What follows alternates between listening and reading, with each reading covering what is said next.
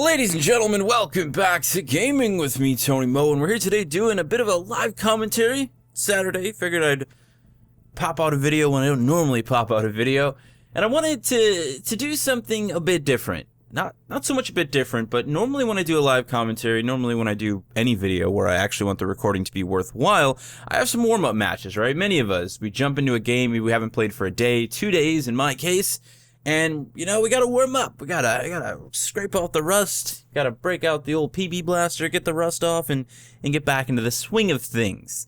So we all have our sort of cold bore games, as I like to call them. The first game you play each day when you're nice and rusty and cold, and you're just getting into things. So, as I was driving home this morning, I had a clever pun idea. I said, hey, why don't I do a live commentary with the Cold War, and we'll call it the Cold Bore, because I'm using the Cold War, and it's also my Cold Bore match for the day. So, we're going to get right into a match of attrition with my Cold Bore loadout. Again, the very first match I played all day, and see how things go. There's actually quite a lot of value to properly warming yourself up when you play a first-person shooter, you know, actually doing warm-up, sort of a small warm-up routine. Maybe it's to play a certain mode for you. Maybe it's to go into a private match and to just warm up with slide hopping. I tend to do that. I'll hop into a private match of like Eden or Blackwater Canal, as it turns out. And I'll kind of just slide hop around. I'll try and get my aim in. I normally don't have the opportunity to do that before I stream, which is why the first, like, probably 20 minutes of my stream is usually me just doing absolutely horrendous. And then towards the end, I'll, you know, halfway point, I'll be like, man, there we go. This is what I can pull off normally. So, we'll see how this goes. It's bad enough we're using the Cold War, but a lot of you guys have asked me about the Cold War recently, and I've played with it on stream here and there. It's by no means an easy weapon to use. I really haven't spent too much time with it. There are some, like, first-hand nuances to it, though, that you just kind of have to wrap your head around. Number one is the way in which the rounds of the weapon can actually be affected sort of post-fire, is the best way to put it. You know, the idea that you can kind of swing these projectiles across the screen. And once you get, you know, roughly comfortable with it, you can get some reasonably long-range kills like that. You just gotta know. You just gotta know where you're going, and you also gotta expect to get slaughtered by everything else, as typical Grenadier loadout. But I would say the Cold War more so than a lot of the other weapons on the battlefield. Like, there's a lot of other grenade weapons that are actually pretty solid. The Cold War is probably not one of them. It's a little bit on the weaker side if you're not a really mobile, you know, a really agile pilot, someone who's really good when it comes to overall survival, because you're gonna have to be deking out all these other dudes. One of the other things, of course, you could do though is to just play to the strength of the weapon and try and get those first shots in, get those early jumps on your opponents. He's still up here? Did he bail out? Or did someone kill him? There he is. I feel like that guy. For the most part, it's all about grouping, too. I think one of the things that I've heard a lot of you guys ask me about with the Cold War is, like, you know, I seem to get a lot of damage, but no kills. And it's all about getting that grouping down. So you really gotta get comfortable with leading your targets, getting those shots on right ahead of them so you can get as many of those projectiles on the target as possible. That's where the value is going to come into play here. I also find it to be a weapon that I guess, at least for me, rewards my more patient side, which isn't always there. I tend to be somebody who's really focused on high speed, you know, trying to work on my mobility consistently, so I'm always trying to go as fast as I can, and usually that leads to a lot of deaths, you know, with normal weapons. So when you pull out the Cold War, it's just like, oh man, I'm gonna die a lot today. This is gonna be a bad day, let me tell you, friend. Unfortunately, on this fine morning, it looks like I got a team that's really able to hold their own. We got some solid dudes here, you know. So I guess let's clean up some grunts with this thing. Obviously, it's pretty powerful when it comes to cleaning up group grunts because we've got that spread. We're doing great, team. They don't have a chance. He doesn't know. He doesn't know. He doesn't know. Does he know? Does he know? Where'd he go? I'm running the P2 as my backup too, so I do like pistols with the Cold War. I mean, if you're god tier with it, then you know you could probably get away with actually running an anti-Titan weapon and something like attrition, so you're ready to rock and roll when the team gets Titanfall. But all in all, the P2 is a solid backup. Hello, doesn't look like you're currently playing. Obviously, leading our target there would have been a valuable thing. Instead, we decided to shoot straight at the wall. Let's Woo! Oh, that's one of the areas in which you don't try and throw a gravity star when there's a guy about to push out of a door.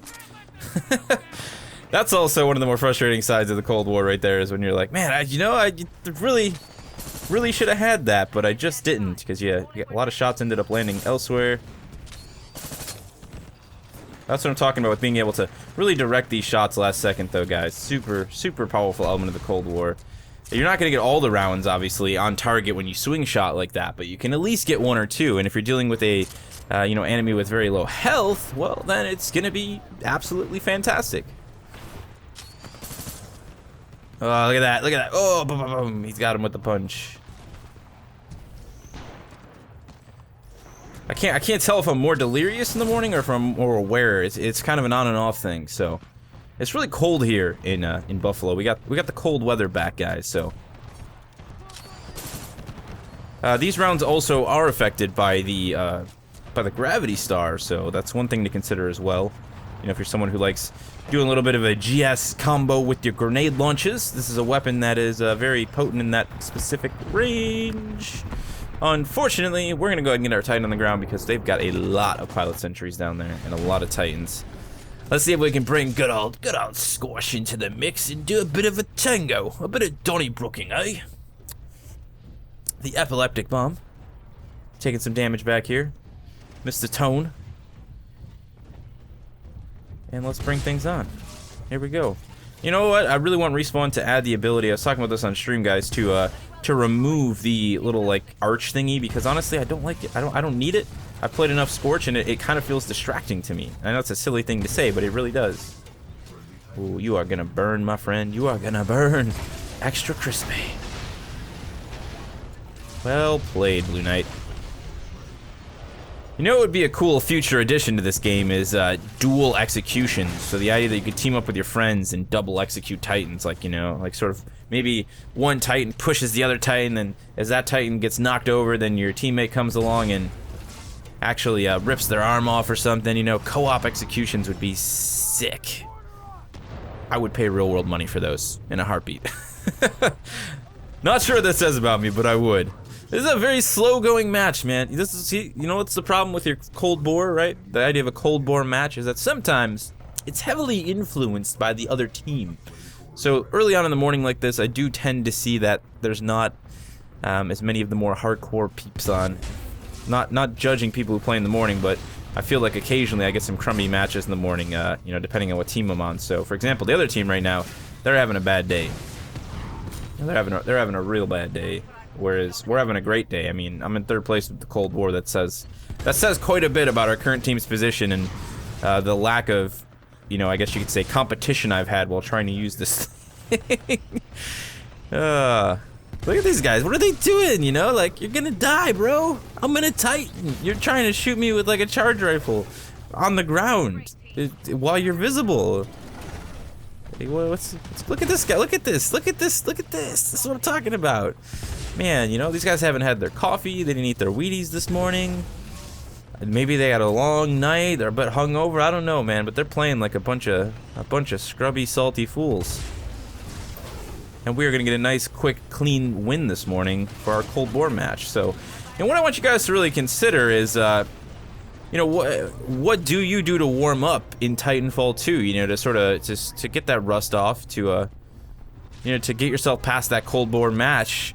Maybe there's something you don't do yet. Maybe it's something you should deeply consider. You know, honestly, when a lot of people, you know, tell me they struggle here and there with aiming and things like that, you know, sometimes it's just all about warming up. You know, you need to really get that muscle memory built. And I sometimes feel that if you go into an actual match, like cold, right, for some people, it's just going to cement some really bad habits because you're dying, you're struggling so much, so you don't get your aim in, you don't get your consistency in, you know, you don't really start to get comfortable with the controls.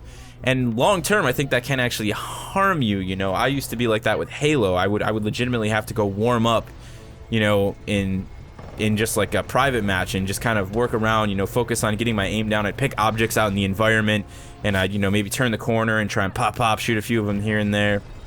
So, you know, look into ways to help yourself warm up before you get into matches. Again, if it's from a mobility aspect or a precision aspect, maybe go into the gauntlet and just work on both of those things there. Don't even worry about the timer. Just work on precision and accuracy, and see how that affects you long term when it comes to warming up and just, again, really starting to build some better habits, and doing away with a lot of the habits that can be established when you go into Cold War type matches and you just really you struggle or you get frustrated.